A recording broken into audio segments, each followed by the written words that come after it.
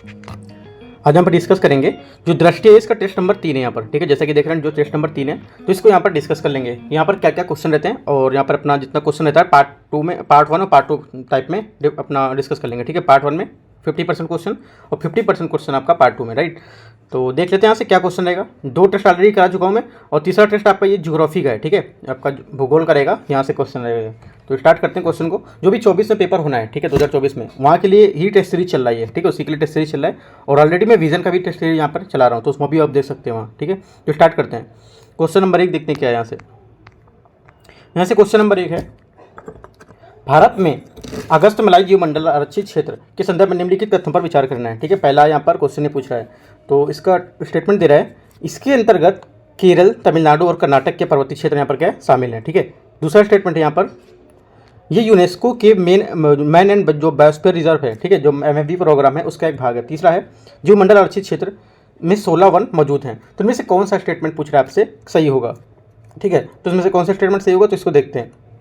जो पहला स्टेटमेंट बोल रहा है कि तमिलनाडु कर्नाटक के पर्वतीय क्षेत्र में शामिल है, तो ये क्या है, ये जो तमिलनाडु है उसके जो आपका तिरुनेलवेली है, ठीक है, वहाँ और कन्याकुमारी जिलों में यहाँ पर ये क्या है, विकसित है, मतलब फैला हुआ है, ठीक है। और यहाँ पर की जो पथानमथिट्टा करके जो जिले का हिस्सा है कुछ, वहाँ पे भी ये शामिल है, ठीक है। इसमें कर्नाटक राज्य शामिल नहीं है, राइट। ये तमिलनाडु के हिस्से को बता रहा है, जितने तमिलनाडु के हिस्से थे उसको, कर्नाटक यहाँ पे इसमें शामिल नहीं होगा, राइट। तो हमारा यहाँ से पहला गलत हो जाएगा। दूसरा क्या है, ये मैन एंड जो बायोस्फीयर रिजर्व है उसमें शामिल है, ठीक है, तो ये भी आपका करेक्ट है। तीसरा आपका जीवमंडल आरक्षित क्षेत्र 16 वन भी मौजूद है, तो ये भी आपका तीसरा भी यहाँ से करेक्ट हो जाएगा, ठीक है।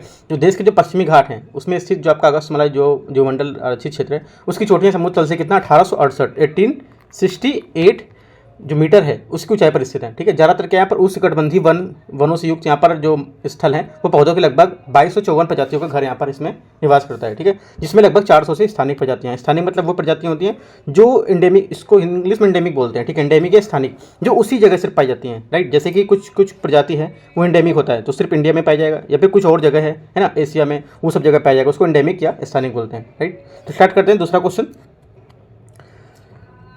है यहाँ पर, निम्नलिखित में से किस प्रक्रिया में पृथ्वी वायुमंडल के विकास योगदान दिया है, ठीक है। निम्नलिखित में किस प्रक्रिया में पृथ्वी के वायुमंडल में विकास योगदान दिया है, तो पहला स्टेटमेंट है आदिकालिक वातावरण संरक्षण, दूसरा है पृथ्वी का जो गर्म आंतरिक भाग है, तीसरा प्रकाश संश्लेषण की प्रक्रिया। तो इनमें से सही कूट आपको बताना है किसका क्या होगा, ठीक है। तो जो हमारा आंसर रहेगा, ये तीनों स्टेटमेंट आपका करेक्ट है, क्योंकि जो पृथ्वी के वायुमंडल के विकास में योगदान इन सभी का रहता है, ठीक है। आदिकालिक जो वातावरण का से भी है, पृथ्वी का गर्म आंतरिक भाग, प्रकाश संश्लेषण की प्रक्रिया, तो तीनों यहाँ पर, तो डी यहाँ से इसका करेक्ट आंसर हो जाएगा, सेकंड का डी। थर्ड नंबर क्वेश्चन है, निम्नलिखित में से पृथ्वी के आंतरिक भाग में संबंध में, जो पृथ्वी का आंतरिक भाग है उसके संबंध में जानकारी अप्रत्यक्ष रूप से कौन सा स्रोत है, ठीक है, कौन अप्रत्यक्ष रूप से स्रोत है इसका, ठीक है।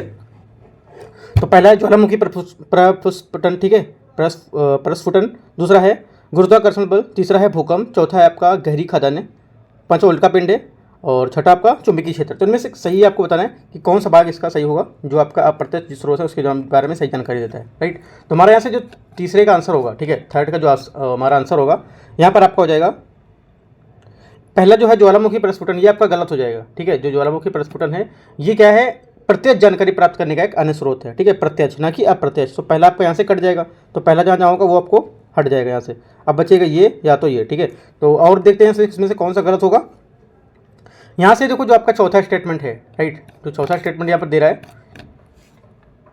चौथा दे रहा है गहरी खदान है, ठीक है, गहरी खदान, ये भी आपका यहाँ से इसका कोई मतलब नहीं, तो ये भी आपका यहाँ से गलत हो जाएगा, गहरी खदान चौथा गलत हो जाएगा। तो 1 और 4 यहाँ पे नहीं होंगे, 2, 3, 5, 6, सी इसका यहाँ से करेक्ट आंसर हो जाएगा, सी, तीसरे का सी, ठीक है। अगला देखते हैं चौथा नंबर क्वेश्चन, भूकंप तरंगों के संदर्भ में निम्नलिखित तथ्यों में से विचार करना है, ठीक है। धरातलीय तरंगे सबसे पहले भूकंप लेखी पर अभिलेखित होती हैं। दूसरा है प्राथमिक तरंगे गैसीय, तरल और ठोस पदार्थों से होकर गुजरती हैं। तो इनमें से कौन सा जो बात है वो पूछ रहा है इसमें से सही होगा। इसमें देखते हैं क्या पूछ रहा है। फोर्थ नंबर में पूछ रहा है आपसे, तीसरा चौथा भी स्टेटमेंट दिया है, ठीक है, तीसरा चौथा स्टेटमेंट भी दिया है और पूछा कौन सा सही नहीं पूछा है, ठीक है। तो तीसरा चौथा स्टेटमेंट देख लेते हैं। द्वितीय तरंगे जो हैं केवल ठोस माध्यम से ही गुजर सकती हैं, राइट। चौथा है प्रकृति की धरातलीय तरंगे सबसे कम विनाशकारी होती है। तो इनमें से चारों स्टेटमेंट पूछा है कि कौन सा इसमें से सही नहीं, मतलब कौन सा स्टेटमेंट जो चौथा क्वेश्चन है इसमें गलत है, ठीक है। तो हमारा करेक्ट आंसर क्या हो जाएगा, करेक्ट आंसर हमारा हो जाएगा जो चौथा, देखो यहाँ पर बोल रहा है, चौथा बोल रहा है प्रकृति में धरातलीय तरंगे सबसे कम विनाशकारी होती है, ये गलत है, ठीक है, गलत ही पूछा है तो गलत हमारा यहाँ से चौथा हो जाएगा, राइट।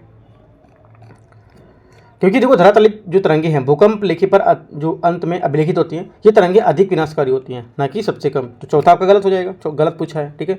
और आपको उसके बाद चौथे के बाद आपका हो जाएगा जो पहला स्टेटमेंट यहाँ पर था, ठीक है, यहाँ पर पहला स्टेटमेंट था धरातली पृथ्वी की तरंगे सबसे पहले भूकंप लेकर ब्रेक, तो ये भी स्टेटमेंट आपका क्या है, गलत है। पहला भी यहाँ से आपका गलत हो जाएगा, राइट। तो 1 और 4 आपके यहाँ से गलत हो जाएंगे। तो हमारा आंसर क्या हो जाएगा यहाँ पर, 1 4 गलत होगा तो बाकी आपका सही है। 1 और 4 गलत होगा तो आपका आंसर यहाँ पर हो जाएगा सी, यहाँ से करेक्ट आंसर हो जाएगा सी। 1 और 4 गलत है, ठीक है, तो गलत आपका 1 4 हुआ। अगला 5वां है, उस गठबंधी चक्रवात के संदर्भ में निम्नलिखित कथन पर विचार कीजिए। जो उस गठबंधी चक्रवात है उसके बारे में आपको विचार करना है। पहला है उच्च दाब, उष्ण वायु, आर्द्र वायु, ठीक है, गुप्त उष्मा, कोरियलिस पुल, और आपका तीव्र उदारद जो पवन है वो, और 0 से 5 डिग्री अक्षांश। तो इनमें से क्या पूछ रहा है कि उष्णकटिबंधीय चक्रवात के निर्माण के लिए उपयुक्त में से कितनी स्थिति आवश्यक हो सकती हैं, ठीक है, जितनी स्थिति दी हैं कितनी स्थिति आवश्यक हो सकती है, इंपॉर्टेंट क्वेश्चन है, ठीक है। तो हमारा जो यहाँ पर आंसर आएगा तो उसकी बात करेंगे। देखो जो पहला यहाँ पर स्टेटमेंट बोल रहा है, राइट, पहला यहाँ पर जो स्टेटमेंट बोल रहा है उच्च दबाव जो है, ठीक है, जो उस क्रमिक चक्रवात है कम दबाव वाले क्षेत्र मौसम में होता है, राइट, उच्च दबाव वाले में नहीं होता है, तो आपका ये गलत हो जाएगा यहाँ से, राइट। अगला क्या है, जो आपका तीव्र कोरियलिस बॉल है, ठीक है, जो कोरियलिस बॉल है वो यहाँ पर तीव्र होना चाहिए, ठीक है, क्या है, तीव्र होना चाहिए। और आपका उस जो आपका उष्ण आर्द्र वायु क्षेत्र है वो क्या है, वो तीव्र वायु जो आपका तीव्र होता है ना उष्ण वायुताप क्षेत्र, ये तीव्र होना चाहिए, ठीक है। और आपका गुप्त उष्मा है, गुप्त उष्मा आपका हो जाएगा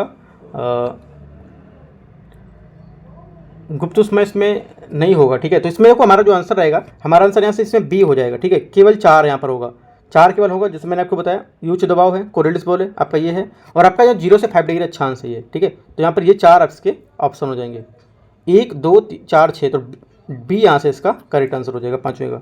6ठा नंबर क्वेश्चन देखते हैं। सूखे के संदर्भ में निम्नलिखित कथन पर विचार करना है। जो सूखा है इसके संदर्भ में विचार करना है, ये क्या है, पहला है मौसम विज्ञान संबंधी सूखा तब उत्पन्न होता है जब विभिन्न भंडारों और जलाशयों के जैसे जो जल भ्रत हैं उनके झीलों में आदि जल की उपलब्धता वर्षा से भरपाई की जा सकने वाली मात्रा कम हो जाती है, ठीक है, पहला स्टेटमेंट है। इतना बड़ा स्टेटमेंट अच्छे से आपको पढ़ना है, ठीक है। दूसरा है जल विज्ञान संबंधी सूखा एक ऐसी स्थिति है जब लंबे समय तक अपर्याप्त वर्षा होती है, साथ ही समय और स्थान के साथ समानुपातिक वितरण होता है। तो कौन सा इसमें से सही है, ये पूछा 6वें में, ठीक है। तो हमारे देखो 6वें में जो पहला बोल रहा है, राइट, पहला जो बोल रहा है कि मौसम विज्ञान सूखा उत्पन्न होता है तब यहाँ पर, तो ऐसा नहीं है, गलत है यहाँ पर, राइट। वर्षा अत्यधिक वाष्पीकरण और जलाशयों के कारण क्या है, भूमिगत जो जल है वह अत्यधिक प्रयोग होने से भूतल का जल क्या नीचे स्तर पर चला जाता है, राइट। तो ये हमारा पहला गलत हो जाएगा यहाँ से। दूसरा स्टेटमेंट है आपका यहाँ पर जो दूसरा जल विज्ञान वाला बोला, तो जल विज्ञान सूखा यह स्थिति तब उत्पन्न होती है जब विभिन्न जो जल संग्रहण होते हैं, जलाशय होते हैं, ठीक है, जो झील और इत्यादि का स्तर क्या वृष्टि द्वारा यहाँ पर की जाने लगती है, उसके बाद के जलापूर्ति के बाद ये नीचे गिर जाता है, तो ये आपका ये भी गलत हो जाएगा। तो दोनों स्टेटमेंट आपके यहाँ से गलत हो जाएंगे, तो हमारा डी यहाँ से करेक्ट आंसर हो जाएगा। 7वां नंबर क्वेश्चन है, स्थानीय पवन और राज्य, आम्र वर्षा, फूलों की बौछार, बारदोली जो आपका छीड़ा है वो, तो इनमें से किस राज्य में जो पवन है चलती हैं आपको यहाँ पे बतानी कितनी यहाँ पर स्टेटमेंट करेक्ट है, ठीक है। तो देखो 7वां देखते हैं इसको। पहला स्टेटमेंट है फूलों की बौछार, ठीक है, फूलों की बौछार जो है आपका ये इस वर्षा से केरल के निकटवर्ती जो कहवा उत्पादन है उस क्षेत्रों में कहवा के फूल खिलने लगते हैं, ठीक है। तो आपका ये एक बी करेक्ट हो जाएगा, मतलब जो सेकंड स्टेटमेंट है करेक्ट हो जाएगा। उसका जो दूसरा स्टेटमेंट यहाँ से बोल रहा है, पहला बोल रहा है जो आम्र वाला, ठीक है, तो ये भी स्टेटमेंट आपका क्या है, आम्र वर्षा कर्नाटक है भी, ठीक है। जो बारडोली छीड़ा है ये भी आपका क्या है, ये भी तीसरा भी स्टेटमेंट आपका यहाँ से करेक्ट हो जाएगा, क्योंकि बारडोली छीड़ा जो आपका असम में तूफानी पवन होते हैं उनको बारडोली छीड़ा बोलते हैं, ठीक है। तो ये भी इसका करेक्ट आंसर हो जाएगा, तो सी इसका आंसर हो जाएगा सभी 3। 8वां नंबर क्वेश्चन है, अंतः उष्णकटिबंधीय अभिसरण क्षेत्र ITCZ के संदर्भ में निम्नलिखित कथनों पर विचार करना है। ये निम्न दबाव वाला क्षेत्र जहाँ व्यापारिक पवनें ऊपर उठती हैं। दूसरा है इसे मानसून गर्त के रूप में जाना जाता है क्योंकि यह दक्षिण पश्चिमी पवनों को भारतीय उपमहाद्वीप की ओर आकर्षित करता है। तीसरा है शीत ऋतु में इसके परिणाम स्वरूप पवन का रुख उत्तर पूर्व से दक्षिण पश्चिम तक की ओर मुड़ जाता है, ठीक है। तो इनमें से कौन सा स्टेटमेंट सही पूछा है आपका, ठीक है, ITCZ के बारे में। तो देखते हैं इसको। पहला स्टेटमेंट यहाँ पर बोल रहा है इससे निम्न दबाव क्षेत्र में जहाँ व्यापारिक पवनें ऊपर उठती हैं, तो पहला स्टेटमेंट आपका क्या है, पहला स्टेटमेंट आपका करेक्ट हो जाएगा, ठीक है। दूसरा स्टेटमेंट आपका है, दूसरा यहाँ पर है इसे मानसून गर्त के रूप में जाना जाता है क्योंकि ये दक्षिण पश्चिमी पवनों को भारतीय उपमहाद्वीप की ओर आकर्षित करता है। ये भी स्टेटमेंट आपका एकदम करेक्ट है, ठीक है। क्या है ये, क्योंकि जून के महीने में क्या है, सूर्य पृथ्वी के कर्क रेखा पर लंबवत पड़ता है, ठीक है। तो ITCZ की उत्तर की ओर जो है वो स्थानांतरित हो जाता है। ITCZ जुलाई में 20 डिग्री से 25 डिग्री नॉर्थ अक्षांश में बदल जाता है। भारत में गंगा मैदान स्थित होता है, जबकि यह क्या दक्षिण पश्चिम मानसून जो होता है वो अरब सागर बंगाल की खाड़ी में चलाता है। इससे कभी कभी क्या मानसूनी गर्त भी कहते हैं, ठीक है। मानसूनी गर्त उत्तर की ओर पश्चिम भारत में तापी जो निम्न वायुदाब है उसके विकास को प्रोत्साहित करता है। तो हमारा सेकंड स्टेटमेंट भी करेक्ट हो जाएगा। तीसरा स्टेटमेंट देखते हैं, तीसरा स्टेटमेंट देखते हैं। तीसरा नंबर स्टेटमेंट है, इसके अनुसार क्या है, इसके अनुसार पवने की दिशाएं जो दक्षिण पश्चिम से बदलकर पूर्व की ओर हो जाती हैं, यही उत्तर और पूर्व जो मानसून है यही कहलाता है, ठीक है। तो तीनों स्टेटमेंट आपके सही हैं, तो सभी तीन इसका करेक्ट आंसर हो जाएगा, सही पूछा है। 9 नंबर देखते हैं। भारत की मृदा के संदर्भ में निम्नलिखित तथ्यों पर विचार करना है। पहला है, नदी और नदी घाटी में इसकी जो व्यापक है उपस्थिति के कारण जलोढ़ मृदाएं देश के कुल क्षेत्रफल के 60% भाग को समाहित करती हैं। दूसरा है, काली मृदा का विकास ज्वालामुखी चट्टानों के अपक्षय से हुआ है। तीसरा है, लाल मृदा दक्कन पठार के पूर्वी और दक्षिणी भाग में कम वर्षा वाले क्षेत्रों में क्रिस्टली आग्नेय चट्टानों पर विकसित होती हैं। तो कौन सा सही है, कितने यहाँ पे सही है आपको ये बताना 9 नंबर पर, ठीक है। यहाँ पे देखो जो पहला स्टेटमेंट इसका बोल रहा है, पहला स्टेटमेंट आपका क्या है, गलत है। यहाँ पे बोला 60%, 60% नहीं केवल लगभग 40% का, 60% यहाँ पर नहीं होगा, ये गलत हो जाएगा। दूसरा है, काली मृदा का विकास ज्वालामुखी चट्टानों के अपक्षय से हुआ है, राइट। जो दूसरा स्टेटमेंट है ये स्टेटमेंट आपका सही है, क्योंकि जो काली मृदा है दक्कन के पठार बेसाल्ट क्षेत्र के उत्तर पश्चिम भागों में पाई जाती हैं और लावाजनक सेलों का यहाँ पर चट्टान से बनी होती है। तो यहाँ पर सेकंड स्टेटमेंट करेक्ट हो जाएगा। अगला बोला है, लाल मृदा दक्कन के पठार पूर्वी दक्षिण भाग में कम वर्षा क्षेत्रों में क्रिस्टली आग्नेय चट्टानों पर विकसित होती है। तो ये भी स्टेटमेंट आपका करेक्ट आंसर है, ठीक है। तो सेकंड और थर्ड आपका करेक्ट है, 2 स्टेटमेंट आपके यहाँ से करेक्ट हो जाएंगे, तो केवल 2 20 का आंसर हो जाएगा। 10वां नंबर देखते हैं। भारत में वर्षा के संदर्भ में निम्नलिखित तथ्यों पर विचार करना है। दक्षिण पश्चिम मानसून संपूर्ण भारत में समाविष्ट करता है, ठीक है। इस मौसम में किसी भी स्थान पर सूखा नहीं पड़ता है, ठीक है। जो पहला स्टेटमेंट आपका 10वें का ये बोल रहा है, राइट। जो 10वें का पहला स्टेटमेंट बोला है ये स्टेटमेंट आपका गलत है, राइट, क्योंकि दक्षिण पश्चिम मानसून की अरब सागर की शाखा में वृष्टि छाया क्षेत्र में स्थिर होता है, ठीक है। कहाँ पर, ये आपका दक्षिण पश्चिम मानसून की अरब शाखा में, ठीक है। तो इसलिए पहला हमारा यहाँ से गलत हो जाएगा। अगला क्या है, सेकंड जो यहाँ पर है, भारत में शीत ऋतु में वर्षा नहीं होती है, ठीक है। भारत में शीत ऋतु में वर्षा नहीं होती है, ये दूसरा स्टेटमेंट है, ये भी आपका क्या है, गलत है, ठीक है। गलत क्यों, क्योंकि देखो अभी हालांकि कुछ अपवाद भी है इसमें, जैसे कि उत्तर पश्चिमी भारत में भूमध्य सागर से आने वाले कुछ कमजोर शीतोष्ण चक्रवात हैं, उसके कारण पंजाब, हरियाणा, दिल्ली, पश्चिम उत्तर प्रदेश यहाँ पर क्या वर्षा होती है, इसकी मात्रा क्या कम होती है, किंतु यह रबी की फसल के लिए अत्यधिक लाभदायक भी होती है। तो दूसरा स्टेटमेंट आपका गलत हो जाएगा। तीसरा क्या है, तीसरा स्टेटमेंट है, मानसून की अवधि में वर्षा रहित जो अंतराल हैं उसको वर्षा अंतराल के रूप में जाना जाता है और वर्षा में ये अंतराल चक्रवाती अवदाबों से संबंधित होता है। तो ये स्टेटमेंट आपका करेक्ट है, क्योंकि इन जो अवदाब हैं इनकी आवृत्ति और तीव्रता अतिरिक्त और उनके जो द्वारा जो अनुसरण किया जाता है वो मार्ग वर्षा के स्थानिक जो वितरण है उनके द्वारा निर्धारित किया जाता है। तो तीसरा स्टेटमेंट करेक्ट है। ओनली 1 ये इसका आंसर हो जाएगा। 10वां 11 नंबर क्वेश्चन देखते हैं। पृथ्वी के आंतरिक भाग के संदर्भ में निम्नलिखित तथ्यों पर विचार करना है, ठीक है। देखते हैं इसको। पहला है, दुर्बलता मंडल सहित भूपर्पटी और मेंटल की जो सबसे ऊपरी परत है इसको स्थल मंडल कहा जाता है, राइट। पहला स्टेटमेंट आपका यहाँ से ये बोल रहा है, ठीक है। दूसरा स्टेटमेंट यहाँ से, पृथ्वी का करोड़ भाग 2900 किलोमीटर की गहराई से आगे प्रारंभ होता है जो उच्च घनत्व के कारण पूरी तरह से ठोस अवस्था में, राइट। तो हमें बताना है कौन सा स्टेटमेंट आपका करेक्ट है। देखो जो पहला स्टेटमेंट आपका यहाँ से बोल रहा है, राइट, पहला स्टेटमेंट जो बोल रहा है, तो मंडल के ऊपरी भाग को जो बोलते हैं दुर्बलता मंडल कहा जाता है। दुर्बलता मंडल का शब्द क्या है, कमजोर, ठीक है। क्या होता है, कमजोर, राइट। कमजोर ये 400 किलोमीटर तक विस्तृत है। मैग्मा का मुख्य स्रोत आपका ज्वालामुखी प्रस्फुटन के दौरान सतह तक पहुंचता है। तो इस वजह से क्या हमारा पहला स्टेटमेंट यहाँ से आपका गलत है, सबसे ऊपरी से परत पर नहीं होगा, ये आपका हो जाएगा यहाँ पर, ये ज्वालामुखी जो आपका मैग्मा है उसके द्वारा यहाँ पर सतह तक पहुँचता है, ठीक है, पूरी सतह तक पहुँचता है। यहाँ पर बोला है ऊपरी परत तक जो है वो, तो यहाँ पर जो पहला स्टेटमेंट आपका गलत होगा, ठीक है। आपको इसको रीड करेंगे अगर पृथ्वी के आंतरिक भाग को, तो यहाँ से पहला स्टेटमेंट आपको गलत दिखाई देगा, क्योंकि आपका जो भूप्रॉपर्टी मेंटल है, ठीक है, ये मेंटल एक क्या है, आर्द्र ठोस परत होता है जो लगभग 2900 किलोमीटर या उसकी गहराई तक यहाँ पर विस्तृत होता है, ठीक है। तो यहाँ पर हमारा पहला स्टेटमेंट गलत हो जाएगा। दूसरा स्टेटमेंट है, दूसरा स्टेटमेंट जो मैंने बताया आपको कि अर्ध ठोस परत होता है जो लगभग 2900 किलोमीटर की गहराई तक विस्तृत होता है, ठीक है। मेंटल में ठोस चट्टानें होती हैं जो भूगर्भिक समय के पैमाने पर क्या प्रभावित हो सकती हैं। इस परिघटना को मेंटल जो आपका कन्वेक्शन है उसके रूप में भी जाना जाता है, राइट। तो यहाँ पर हमारा दूसरा ये होगा स्टेटमेंट। और क्रोड जो मेंटल सीमा है 2900 किलोमीटर की गहराई पर स्थित है, राइट। जो बाह्य क्रोड तरल अवस्था है इसमें जबकि आंतरिक कोड जो आपका ठोस अवस्था है उसमें होता है, ठीक है। तो दूसरा स्टेटमेंट भी आपका गलत है यहाँ पर।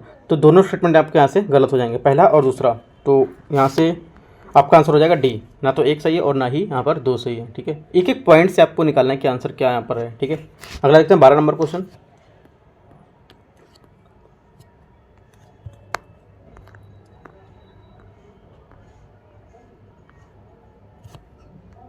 12 नंबर क्वेश्चन है, भारत में ज्वालामुखी प्रस्फुटन के संदर्भ में निम्नलिखित कथनों पर विचार करना है। पहला है, प्रायद्वीपीय भारत का दक्कन ट्रैप बेसाल्ट प्रवाह क्षेत्र एक उदाहरण होता है इसका।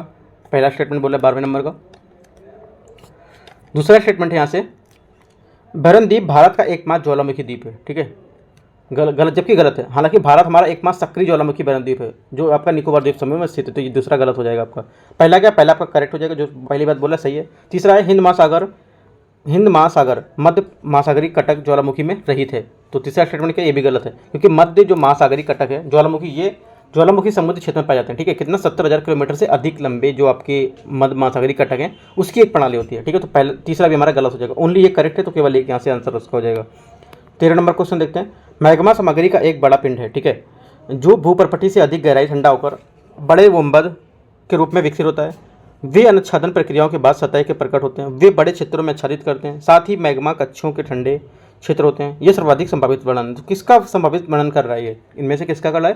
तो हमारा आंसर हो जाएगा इसका बैथोलिथ का, ठीक है, बैथोलिथ, ठीक है, बैथोलिथ का इसका सर्वाधिक वर्णन कर रहा है, राइट।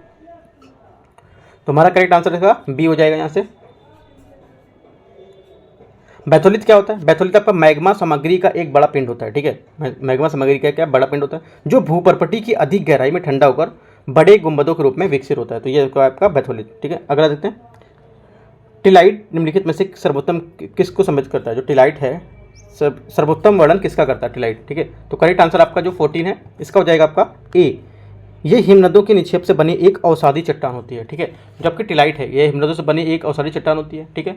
ये ज्ञात है कि भारत में जो गोंडवाना तलछट है उसकी प्रणाली के समकक्ष दक्षिणी गोलार्ध में ये 6 अलग अलग भूभाग में व्याप्त होता है, यहाँ पर पाया जाता है, ठीक है। तो ये आप यहाँ पर बता सकते हो, ए इसका करेक्ट आंसर हो जाएगा 14 का। 15 नंबर क्वेश्चन देखते हैं। कथन 1 दिया है और कथन 2 दिया है। भारतीय प्लेट में प्रायद्वीप भारत और ऑस्ट्रेलिया प्रायद्वीप भाग शामिल हैं। दूसरा है, एक समय भारतीय उपमहाद्वीप 50 डिग्री दक्षिण अक्षांश में दक्षिण में स्थित था। तो इनमें से कौन सा स्टेटमेंट आपका सही है, ठीक है। तो 15 नंबर देख लेते हैं। जो 15 है, पहला जो बात बोल रहा है, पहला ये बोल रहा है भारतीय प्लेट में प्रायद्वीपीय भारत में ऑस्ट्रेलिया महाद्वीप भाग शामिल है। चलो पहला ठीक है।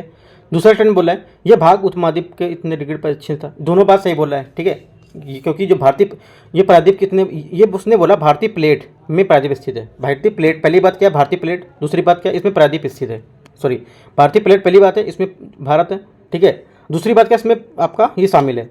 और यहाँ पे बोला है इसको, इसने डायरेक्ट यहाँ से दूसरी बात उठा ली, पहली बात के यहाँ पर वर्णन नहीं किया है इसका, ठीक है। दूसरी बात तो उसने उठा ली कि यह उपमहाद्वीप, जो उपमहाद्वीप की बात बोल रहा था, महाद्वीप की बात बोल रहा था, तो उसमें 50 डिग्री दक्षिण पर स्थित है, ये भी बात सही है। लेकिन यहाँ से इसको पॉइंट नहीं उठाना था, इसको पॉइंट यहाँ से उठाना था, तब इसका दोनों स्टेटमेंट करेक्ट होते। बात दोनों सही है, ठीक है। तो 2 1 और 2 दोनों सही है, लेकिन क्या है, 2 इसकी एक व्याख्या नहीं करता है। तो हमारा बी इसका करेक्ट आंसर हो जाएगा 15 का। 16 नंबर देखते हैं। प्लेट विवर्तन की संदर्भ में निम्नलिखित कथनों पर विचार करना है। प्लेट विवर्तन के बारे में निम्नलिखित कथनों पर विचार करना है। पहला, अपसादी सीमाएं, परिसीमाएं प्रकृति में विनाशकारी होती हैं। दूसरा है, अभिसारी परिसीमाएं रचनात्मक प्रकृति की होती हैं। तीसरा है, रूपांतर परिसीमाएं ना तो रचनात्मक है और ना ही विनाशकारी। तो इनमें से कौन सा स्टेटमेंट सही है? 16 नंबर में तो देखो, पहला यहाँ पर स्टेटमेंट बोल रहा है, जो पहला स्टेटमेंट है वो गलत है, क्योंकि अपसारी जो परिसीमा है इसका निर्माण वहाँ होता है जहाँ प्लेटों के एक दूसरे से दूर हटने पर नई प्रॉपर्टी का यहाँ पर निर्माण होता है, राइट। इसलिए क्या है, मध्य अटलांटिक कटक इसका उदाहरण होता है। इसलिए ये रचनात्मक प्रकृति की होती है, ठीक है। ये परिसीमाएं प्रकृति की नहीं होती है, रचनात्मक होती है। तो पहला गलत हो जाएगा यहाँ से। अभिसारी परिसीमाएं रचनात्मक प्रकृति की होती हैं। जो अभिसारी वो हैं आपकी परिसीमाएं रचनात्मक प्रकृति की होती हैं, ठीक है। तो सेकंड स्टेटमेंट भी आपका गलत है, क्योंकि अभिसारी परिसीमाएं जब एक प्लेट दूसरी प्लेट के नीचे धंसती हैं तो भूपर्पटी के नष्ट हो जाती है। वह अभिसारी सीमाएं वह होती हैं जहाँ पर स्थान प्लेट धंसती हैं और इसे परिवेष्टन क्षेत्र में भी समा जाती हैं, ठीक है। तो इसको कहते हैं आपका जो अभिसारी परिसीमाएं उसको, ठीक है। तो यहाँ से हमारा पहला ये दूसरा स्टेटमेंट वो भी गलत हो जाएगा। दूसरा स्टेटमेंट भी आपका गलत हो जाएगा। तीसरा है रूपांतर परिसीमाएं ना तो रचनात्मक है और ना ही विनाशकारी। जो रूपांतर आपकी परिसीमाएं हैं ये वैध होती हैं जहाँ तो ना परपट्टी का निर्माण होता है और ना ही परपट्टी का विनाश होता है। तो ये स्टेटमेंट आपका करेक्ट है तीसरा। ओनली 3 यहाँ से आपका करेक्ट हो जाएगा, तो एक यहाँ पे आंसर हो जाएगा ए। ठीक है, 17 नंबर देखते हैं। निम्नलिखित कथनों पर विचार करना है। अफवाहित जल, पवन, धाराएं, इनको मिलाना है आपको कि कौन कौन से मैच नहीं करना है, इसमें बताना है कौन कौन से जो क्षेत्र हैं ये भू आकृतिक क्षेत्र हैं। ठीक है, भू आकृतिक क्षेत्र हैं ये। तो देखते हैं 17 नंबर में। देखो यहाँ पे जो बोला है 17 में अपवाहित जल। ठीक है, तो इसको देखो डिस्कस कर रहा था। पृथ्वी की जो भूपरपट्टी गतिशील है, इसको पृथ्वी की सतह पर निरंतर पृथ्वी के वायुमंडल के भीतर उत्पन्न होने वाले जो बाह्य बल हैं और जो पृथ्वी के बाह्य भाग में जो आने वाले आंतरिक बल हैं उसके कारण यहाँ पर दबाव पड़ता है इसका। ठीक है, भू आकृतिक जो प्रक्रियाएं वो इसमें शामिल होती हैं। ठीक है, उसके बाद जो प्रकृति में जैसे हिम है, ठीक है, जल है, राइट, और आपका वायु हो, ये सब क्या प्रकृति के कोई भी बहिर्जनिक तत्व होते हैं। ठीक है, जो धरातल के पदार्थों को अधिग्रहण तथा परिवहन करने में सक्षम होते हैं। ठीक है, इनको भू आकृतिक कारक भी यहाँ पर कहा जा सकता है। राइट,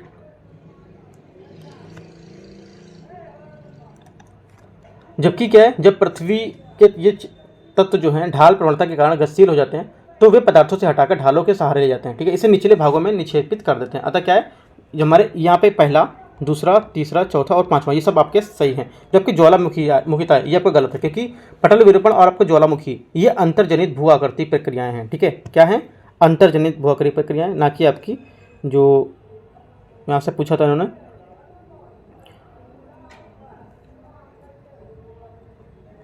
छठवां आपका गलत हो जाएगा। ठीक है, ये आपकी अंतर्जनित भू आकृति प्रक्रिया हैं वो हैं। ठीक है, तो छठा यहाँ से आपका गलत हो जाएगा। कौन सा, पटल विरूपण और आपका ज्वालामुखी, ये आपके नहीं होंगे। तो 1 से 5 आपके आंसर होंगे, तो सी यहाँ से करेक्ट आंसर हो जाएगा। देखो यहाँ से एक बार आप अगर रीड करेंगे एनसीईआरटी में, इसको क्लास 11-12 में एनसीईआरटी मिल जाएगा ये। ठीक है, जो भू आकृतिक यहाँ पर जो प्रकृति हैं कैसी होती हैं, क्या क्या इनमें शामिल होते हैं, कौन कौन शामिल होते हैं, तो आप एक बार वहाँ पर भी देख लेंगे। राइट, 18 नंबर क्वेश्चन देखते हैं। 18 नंबर क्वेश्चन है, इस फसल का उपयोग भोजन और चारे दोनों में किया जाता है। यह खरीफ की फसल है जिसके लिए 21 डिग्री सेंटीग्रेड से 27 डिग्री सेंटीग्रेड के बीच तापमान की आवश्यकता होती है। यह पुरानी जलोढ़ मृदा अच्छी तरह उगाई जा सकती है। निम्नलिखित में से किसकी फसल है, किसकी बात कर रहा है, किस फसल की यहाँ पर ये बात कर रहा है। ठीक है, तो यहाँ पर अंदर को आंसर आएगा, ये रहेगा आपका मक्के की बात कर रहा है। ठीक है, मक्के की बात कर रहा है बी, क्योंकि मोटा अनाज जो है कद्दन जिसको बोलते हैं, ये 2100 मीटर की ऊंचाई तक उष्णकटिबंधीय उपोष्णकटिबंधीय क्षेत्र में उगाया जाता है। यह उष्णकटिबंधीय पौधा है और इसके अंकुरण के लिए न्यूनतम तापमान 8 से 10 डिग्री सेंटीग्रेड, ठीक है, 8 से 10 डिग्री सेंटीग्रेड की आवश्यकता होती है। फसल विकास के दौरान 26 से 29, ठीक है, 26 से 29 डिग्री सेंटीग्रेड औसत तापमान उचित वृद्धि से अच्छी फसल की उपज के लिए सर्वोत्तम होता है। ठीक है, ये जो मक्का है इसकी फसल का उपयोग भोजन और चारे दोनों के रूप में यहाँ पर इसका किया जाता है। ये एक खरीफ की फसल है जिसके लिए 21 डिग्री सेंटीग्रेड से 27 डिग्री सेंटीग्रेड तापमान की आवश्यकता होती है, जो ऊपर जैसे लिखा है यहाँ पर मक्का हो जाएगा। 19 नंबर, निम्नलिखित में से कौन सा खनिज एल्युमिनियम उत्पादन, ठीक है, कौन सा खनिज एल्युमिनियम उत्पादन का प्राथमिक स्रोत है। राइट, तो करेक्ट आंसर आपका 19 का हो जाएगा, यहाँ से 20 का करेक्ट आंसर हो जाएगा ताम्र और अयस्क। ठीक है, 20 नंबर देखते हैं। मोढेरा का सूर्य मंदिर के संदर्भ में निम्नलिखित कथनों पर विचार करना है। मोढेरा का सूर्य मंदिर के संदर्भ में निम्नलिखित, देखो यहाँ विचार करना है मोढेरा के बारे में। पहला, इसे मारू गुर्जर स्थापत्य शैली में निर्मित किया गया था। दूसरा है विषु के दौरान सूर्य की किरणें सीधे इस मंदिर के केंद्रीय भाग में पड़ती हैं। तीसरा है हाल ही में इसे यूनेस्को की विश्व धरोहर स्थल में शामिल किया गया। ठीक है, तो कौन सा या कितने सही है यहाँ पर ये बताना है 20 नंबर में।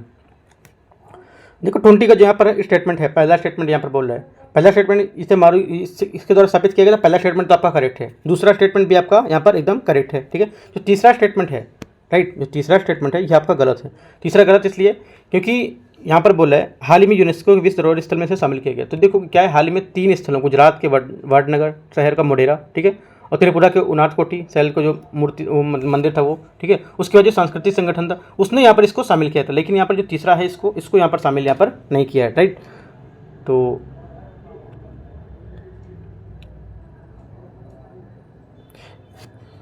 जब जोड़ा गया इनको विश्व धरोहर स्थल की अस्थायी सूची में जोड़ा गया है, राइट, ना कि इनको स्थायी सूची में। जैसे कि मैंने आपको बताया कि जो 3 सिटी बताया मैंने आपको, कौन सा, गुजरात का वाडनगर जो आपको मोढेरा ये वाला, ठीक है, उनाटकोटी सैलकरत मूर्ति, राइट, और उसके बाद जो आपका एक यहाँ पर सांस्कृतिक संगठन हो रहा है, तो उनके द्वारा यहाँ पर 3 जो हैं, तीनों को यहाँ पर क्या है, जो विश्व धरोहर स्थल में शामिल किया गया, लेकिन अस्थायी शामिल किया गया। अभी शामिल यहाँ से अच्छे से नहीं किया गया, मतलब स्थायी तरीके से शामिल नहीं किया गया, ये अस्थायी शामिल किया गया इन तीनों को, ठीक है। तो यहाँ पर स्थायी नहीं होगा, तो आपका ये तीसरा गलत हो जाएगा, याद रखना है, शामिल किए गए बट अस्थायी है। अगला क्या है 21 नंबर, वह द लाइफ डिवाइन, ठीक है, वह the life divine, the mother एवं द फ्यूचर पोएट्री के लेखक इनमें से कैम्ब्रिज यूनिवर्सिटी के अध्ययन किया तथा योग एवं शास्त्रीय संस्कृत के अध्ययन में दक्षता प्राप्त की, वे हैं कौन, ठीक है, वे कौन है। तो 21 का हमारा आंसर हो जाएगा यहाँ से डी, इसका करेक्ट आंसर हो जाएगा अरविंदो घोष, ठीक है। अरविंदो घोष का जन्म कब हुआ था, 15 अगस्त 1872 में हुआ था, ठीक है। 15 अगस्त 1872 में कहाँ पर, कलकत्ता में हुआ था। वह एक योगी या दृष्टा, दार्शनिक, कवि या भारतीय राष्ट्रवादी भी थे, जिन्होंने क्या आध्यात्मिक विकास के माध्यम से पृथ्वी पर दिव्य जीवन का दर्शन प्रतिपादन किया है। तो यहाँ पर आंसर आपका अरविंदो घोष हो जाएगा। 22 नंबर देखते हैं। कथन 1 दिया है, कथन 2 दिया है, ठीक है। श्रीनिवास रामानुज की स्मृति में 22 दिसंबर को राष्ट्रीय गणित दिवस के रूप में मनाया जाता है। दूसरा है, इसका उद्देश्य लोगों को गणित के महत्व को और इस क्षेत्र में हुई प्रगति के विकास के बारे में जागरूक करना है। तो इनमें से कौन सा स्टेटमेंट करेक्ट है और कौन सा कथन करेक्ट है, ये बताना है, राइट। देखो पहला जो बोल रहा है यहाँ पर, इसमें जो रामानुज हैं उनकी स्मृति के बारे में पूछ रहा है, ठीक है, जो 22 दिसंबर को राष्ट्रीय गणित दिवस के रूप में मनाया जाता है। दूसरा है, इसका उद्देश्य लोगों के गणित के महत्व, देखो जो आप ये बता रहा है, पहली बात ये बताएगा, दूसरा बात ये बताएगा कि इसका क्या उद्देश्य होता है। कोई अगर चीज़ आपने बनाया, ये चीज़ है और इसका ये उद्देश्य है, हमारा सीरियल से यही होता है, तो दोनों बात सीरियल से बोल रहे हैं, तो दोनों स्टेटमेंट इसके करेक्ट हैं। आर इसकी व्याख्या भी कर रहा है, ए भी, मतलब जो पहला दूसरा कथन दोनों व्याख्या कर रहे हैं, ठीक है। तो हमारा ए यहाँ से इसका करेक्ट आंसर हो जाएगा। अगला देखते हैं 23वां नंबर क्वेश्चन। हाल ही में भारत निम्नलिखित में से किस देश के साथ अनुसंधान, अध्ययन और कार्य के लिए यात्रा आसान बनाने के लिए व्यापक प्रवासन और गतिशीलता साझेदारी पर हस्ताक्षर किए हैं। तो करेक्ट आंसर हमारा हो जाएगा 23 का बी, यहाँ से करेक्ट आंसर हो जाएगा जर्मनी, ठीक है। भारत और जर्मनी ने व्यापक प्रवासन और गतिशीलता की साझेदारी के लिए एक समझौते पर हस्ताक्षर किए हैं। तो बी इसका करेक्ट आंसर हो जाएगा। 24 नंबर क्वेश्चन, निम्नलिखित तत्वों पर विचार करें। क्षेत्रीय शक्तियों का प्रभाव के मुकाबला करने में भू राजनीतिक हित। दूसरा है, क्षेत्र के प्रचुर ऊर्जा संसाधन तक पहुंच। तीसरा है, ऐतिहासिक और सांस्कृतिक संबंध प्राचीन व्यापक मार्गों से जुड़े हैं। चौथा है, सुरक्षा उद्देश्य के लिए क्षेत्रीय सैन्य गठबंधनों की भागीदारी। तो इसमें क्या करना है, मध्य एशियाई देशों के साथ भारत के बढ़ते संपर्क के संदर्भ में कौन सा कथन सही है, ठीक है, मध्य एशियाई के साथ। तो हमारा यहाँ पर जो आंसर की बात करते हैं, पहला स्टेटमेंट यहाँ से बोल रहा है, जो पहला स्टेटमेंट है ये क्या सामरिक साझेदारी के इस गठबंधन को स्थापित करना चाहता है। तो पहला स्टेटमेंट हमारा करेक्ट है, ठीक है, पहला स्टेटमेंट एकदम सही है। दूसरा स्टेटमेंट यहाँ से क्या है, दूसरा है, भारत की बढ़ती अर्थव्यवस्था और ऊर्जा की आवश्यकताओं के लिए यहाँ पर क्या सुरक्षा एक महत्वपूर्ण कारक है, ये भी आपका करेक्ट है। जो तीसरा स्टेटमेंट है आपका, ठीक है, जो तीसरा स्टेटमेंट यहाँ से बोल रहा है वो आपका भारत में पारस्परिक लाभ के लिए इन ऐतिहासिक संबंधों को पुनर्जीवित और सुदृढ़ करना होता है। तो तीसरा स्टेटमेंट भी हमारा करेक्ट है। चौथा क्या है, चौथा स्टेटमेंट आपका गलत है, क्योंकि देखो यहाँ पर बोला सुरक्षा उद्देश्यों के लिए क्षेत्रीय सैन्य गठबंधनों में भागीदारी। तो हालांकि क्या भारत और मध्य एशियाई देश हैं, उनके साथ सुरक्षा संबंधी चर्चा शामिल होता है, किंतु इसका प्राथमिक उद्देश्य होता है सैन्य गठबंधनों के स्थान पर आर्थिक संस्कृति, ठीक है, ये क्षेत्रीय सैन्य गठबंधन में भागीदारी नहीं होता। तो यहाँ पर फोर्थ गलत हो जाएगा, तो 3 यहाँ से सही होंगे, सी। अगला देखते हैं 25 नंबर क्वेश्चन। 25 है, अंतर्राष्ट्रीय श्रम संगठन जिसको बोलते हैं ILO, ठीक है, इंटरनेशनल लेबर ऑर्गेनाइजेशन के संदर्भ में निम्नलिखित कथनों पर विचार करना। इसकी स्थापना 1945 में वर्साई संधि द्वारा संयुक्त राष्ट्र संघ की एक संबद्ध एजेंसी के रूप में की गई थी। दूसरा है, यह सरकार नियोक्ता तथा कर्मचारी प्रतिनिधियों वाली एक त्रिपक्षीय एजेंसी है। तीसरा है, world economic and social outlook तथा सोशल डायलॉग रिपोर्ट के इसका प्रकाशक है। तो इसमें से कितने स्टेटमेंट इसके सही होंगे, तो ये पूछा है 25 में, ठीक है। तो 25 में क्या हो जाएगा, यहाँ पे देखो पहला स्टेटमेंट इसका गलत हो जाएगा, क्योंकि ये जो आपका अंतर्राष्ट्रीय श्रम संगठन है, इसकी जो संबद्ध एजेंसी है, इसमें वर्साई की संधि द्वारा 1919 में गठित किया गया था, ना कि 1945 में। पहला आपका यहाँ से गलत हो जाएगा, ठीक है। सेकंड यहाँ पर 187 देशों वाले जो सरकार, 187 सदस्य देशों की सरकार है, उसमें नियोक्ताओं और श्रमिक को एक साथ लाता है यहाँ पर। दूसरा स्टेटमेंट आपका यहाँ से करेक्ट हो जाएगा। तीसरा जो आपका स्टेटमेंट है, ग्लोबल जो आपकी वेज रिपोर्ट है, ठीक है, इसमें world employment and social outlook, world report protection जो होती है रिपोर्ट, तथा सोशल जो डायलॉग रिपोर्ट है, ये सब यहाँ पर इसमें शामिल होती है। तो इसके प्रकाशन है, तो तीसरा यहाँ पर करेक्ट हो जाएगा। तो पहला गलत है, तो 2 3 सही होंगे, तो वो केवल 2,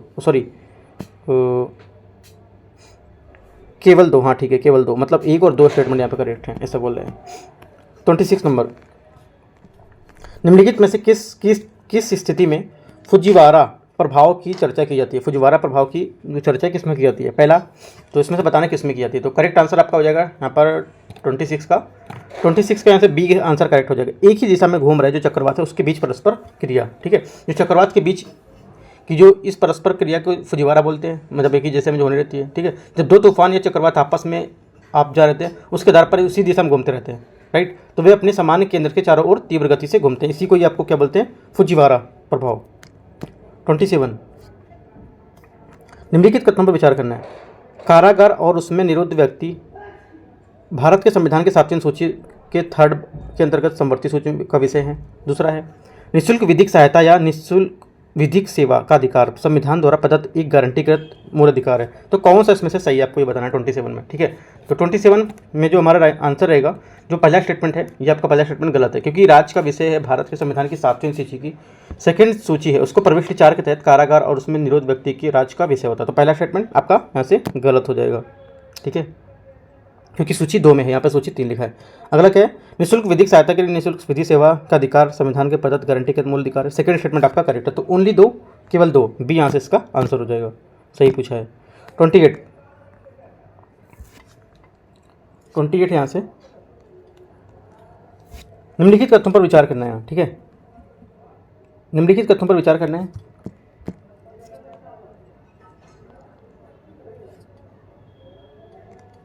पहला है परमाणु ऊर्जा भारत के लिए विद्युत का 5वां सबसे बड़ा स्रोत है।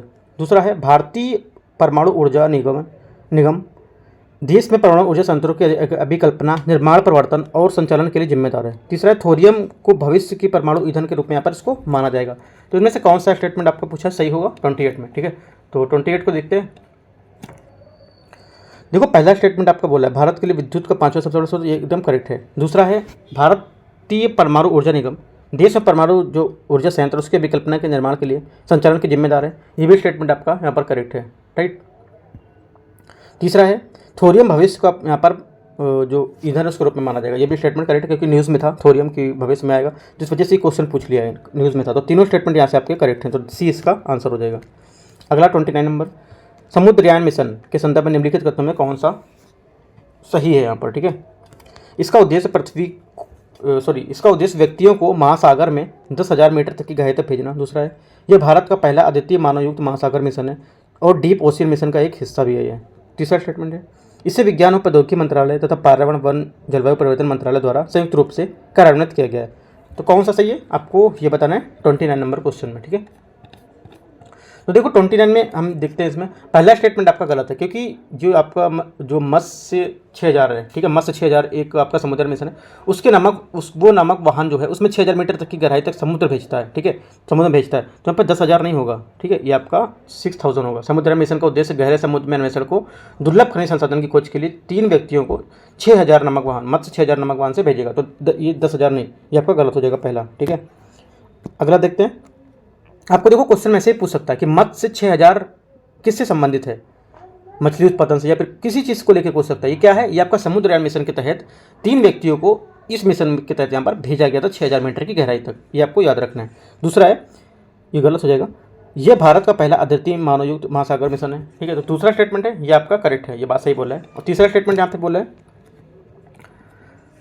ये बोला है इसे विज्ञान प्रौद्योगिकी मंत्रालय, विज्ञान प्रौद्योगिकी मंत्रालय नहीं होगा, ये होगा पृथ्वी विज्ञान मंत्रालय, पृथ्वी और विज्ञान मंत्रालय। तो यहाँ पर तीसरा भी गलत हो जाएगा। तो 1 3 गलत है, तो केवल 2 इसका आंसर हो जाएगा, सॉरी केवल 1 आंसर हो जाएगा, क्योंकि इसका 1 आंसर करेक्ट है, ठीक है। ओनली 2 करेक्ट है, बाकी आपका 2 गलत है। पहला गलत है आपका, तीसरा गलत, ओनली 2 सही है, तो आपका ए यहाँ से आंसर हो जाएगा केवल 1, ठीक है। 29 हो गया। 30 नंबर देखते हैं। किलोनोवा निम्नलिखित में से किस घटना को सर्वोत्तम संदर्भित करता है? तो हमारा जो किलोनोवा संदर्भित करता है, ये 2 न्यूट्रॉन तारे का संगठन जो होता है ना, उनके विलय के जो परिणाम स्वरूप ऊर्जा तीव्र विस्फोट होता है, उसको आपको बोलते हैं क्या? जो आपका किलोनोवा है इसको बोलते हैं। बी यहाँ से इसका करेक्ट आंसर हो जाएगा।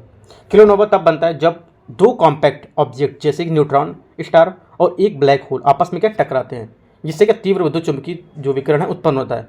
यह ब्रह्मांड में होने वाले जो सबसे विनाशकारी विस्फोट है उसमें से एक मनाता है। जैसा तब होता है जब 2 बहुत जो सघन पिंड है न्यूट्रॉन स्टार, ये विलय के साथ एक साथ आ जाते हैं, ठीक है। 31 देखते हैं। 31 है, निम्नलिखित कथनों पर विचार करना है। काले प्रवाल उथले जल और 8000 मीटर की गहराई तक जो जल होते हैं उन दोनों में पाए जा सकते हैं। काले प्रवाल नित्यान भोजी या फिल्टर फीडर होते हैं और छोटे प्राणी प्लवक को खाते हैं तथा जल में प्रचुर मात्रा में पाए जाते हैं। तो इनमें से कौन सा स्टेटमेंट सही है ये पूछा है 31 में। ठीक है, तो 31 जो पहला स्टेटमेंट यहाँ पे बोला है आपका, पहला स्टेटमेंट है इसमें 31 में ये क्या शोधकर्ता ने ऑस्ट्रेलिया के तट पर ग्रेट बैरियर रीफ और कोरल की सतह पर नीचे ये गहराई पाए जाने वाले प्रवाल की 5 नई प्रजाति की खोज की है। इस वजह से न्यूज़ में थी ये। ठीक है, जो कोरल प्रजाति थी अभी न्यूज़ में थी ये, राइट। तो आपको याद रखना है काले प्रवाल। तो यहाँ पे देखो पहला स्टेटमेंट आपका बिल्कुल करेक्ट बोल रहा है, दूसरा स्टेटमेंट भी आपका यहाँ से करेक्ट है, दूसरा स्टेटमेंट भी आपका करेक्ट है। तो दोनों स्टेटमेंट आपके करेक्ट हो जाएंगे, क्योंकि रंगीन उथले जो जल वाले प्रवाल वाले जो हैं उसके विपरीत ऊर्जा के लिए सूर्य और प्रकाश संश्लेषण पर निर्भर होते हैं। काले प्रवाल फिल्टर फीडर होते हैं। ठीक है, ये एक छोटे जो प्राणी प्लवक है उससे अपना आहार प्राप्त करते हैं, उनको खाते हैं। ठीक है, जो गहरे जल में प्रचुर मात्रा में पाए जाते हैं। तो हमारे क्या है, दोनों स्टेटमेंट यहाँ से आपके करेक्ट हैं। काले प्रवाल महत्वपूर्ण निवास स्थान उनके रूप में कार्य करते हैं जहाँ मछली और अकशेरुकी, ठीक है, अकशेरुकी जो होते हैं भोजन करते हैं, वहाँ पर क्या ये पाए जाते हैं। ठीक है, अकशेरुकी होते हैं मछली और अकशेरुकी, तो ये सब यहाँ पे इसका भोजन करते हैं और ये शिकारियों को अपना बचाव करते हैं। ये मतलब बचाव करते हैं कि शिकारी कहीं इनको ले ना जाए। ठीक है, पकड़ जाए और पकड़ जाएगा, ले जाएगा इनको, क्योंकि वहाँ से इनको छोटे छोटे जीव उनको खा रहे हैं, इस वजह से उनको शिकारी पकड़ के ले जाते हैं। ठीक है, तो हमारा यहाँ से दोनों स्टेटमेंट करेक्ट हैं। देखो प्रवाल अकशेरुकी जो मैंने बताया आपको, ये क्या है, प्रवाल समुद्री अकशेरुकी या ऐसे जंतु हैं जिसमें रीढ़ नहीं होती हैं, ये पता होना चाहिए। जो अकशेरुकी होते हैं ये कौन होते हैं, जिसमें रीढ़ की हड्डी नहीं होती है। ठीक है, वैज्ञानिक वर्गीकरण के तहत प्रवाल फाइलम निडारिया और इंथोजोआ वर्ग के अंतर्गत ये आते हैं। आपको ये बात इंपॉर्टेंट है याद रखनी है कि जो आपकी अकशेरुकी हैं ये क्या होते हैं, जिनमें रीढ़ नहीं होती है। ठीक है, अगला लेते हैं 32 नंबर, डोकरा शिल्प के संदर्भ निम्नलिखित कथनों पर विचार करना। इसका अभ्यास गुजरात और महाराष्ट्र की जनजातियों द्वारा किया जाता है। यह घंटा धातु शिल्प का एक रूप है। तो कौन सा आंसर होगा, तो करेक्ट आंसर इसका हो जाएगा 32 का ओनली यहाँ से सेकंड स्टेटमेंट करेक्ट है। पहला स्टेटमेंट आपका क्या है यहाँ से गलत हो जाएगा 32 का। ठीक है, पहला गलत है क्योंकि डोकरा नामक जो आपका जनजातियाँ हैं जो पश्चिम बंगाल के पास जो आपका पश्चिम बंगाल है उसको डोकरा डामर जो जनजातियाँ हैं वहाँ से लिया गया है। ठीक है, ये धातु शिल्पी होती है, राइट, तथा झारखंड, उड़ीसा, छत्तीसगढ़ और राजस्थान और यहाँ तक कि केरल तक यहाँ पर ये विस्तृत होती हैं। तो पहला आपकी गलत हो जाएगी, महाराष्ट्र नहीं होगा। Only 33 number, sand battery. ठीक है, सैंड बैटरी के संदर्भ में निम्नलिखित कथन विचार करना है। सैंड बैटरी एक उच्च तापयुक्त वाली तापीय ऊर्जा भंडारण जिसमें भंडारण माध्यम से रूप में बालू या बालू के समान जो सामग्री है उसका उपयोग यहाँ पर किया जाता है। ठीक है, 33। तो सेकंड स्टेटमेंट है यहाँ पर, सेकंड स्टेटमेंट है बालू लंबी अवधि तक ऊष्मा बनाए रखने के लिए महीनों तक विद्युत भंडारण के लिए एक प्रभावी माध्यम है। तो ये स्टेटमेंट करेक्ट है। देखो पहला तो मुझे नहीं पता, लेकिन सेकंड स्टेटमेंट एकदम पढ़ने से समझ आ रहा है कि करेक्ट है। और जो पहला स्टेटमेंट भी करेक्ट है, क्योंकि सैंड बैटरी का उच्च तापमान युक्त तापीय ऊर्जा भंडारण जिसमें क्या है भंडारण के माध्यम से बालू या बालू के समान सामग्री का उपयोग यहाँ पर किया जाता है। ठीक है, क्योंकि यहाँ पर यह उच्च ऊष्मा को मतलब संग्रहित करता है। तो दोनों स्टेटमेंट करेक्ट है, CS का आंसर हो जाएगा। 34, निम्नलिखित कथनों पर विचार कीजिए। कर प्रतिस्पर्धा, टैक्स हेवन, आपका आधार क्षरण एवं लाभ हस्तांतरण। चौथा है राष्ट्र की कर संप्रभुता। आर्थिक सहयोग और विकास संगठन OECD द्वारा प्रस्तावित जो आपकी न्यूनतम कर जो उपयुक्त है इसमें से कितने प्रभावित हो सकते हैं इसमें। ठीक है, तो ये पूछा है। तो 34 में देखते हैं क्या इसमें कौन कौन से प्रभावित होते हैं। तो करेक्ट आंसर होगा 34 का D, सभी, है ना, कि जो आपकी OECD है इसकी प्रस्तावित जो न्यूनतम कर है GMT इसके द्वारा सभी प्रभावित होते हैं। कर प्रतिस्पर्धा, टैक्स हेवन, आधार क्षरण और लाभ हस्तांतरण और आपकी राष्ट्र की कर पर संप्रभुता। तो D इसका करेक्ट आंसर हो जाएगा। 35 नंबर,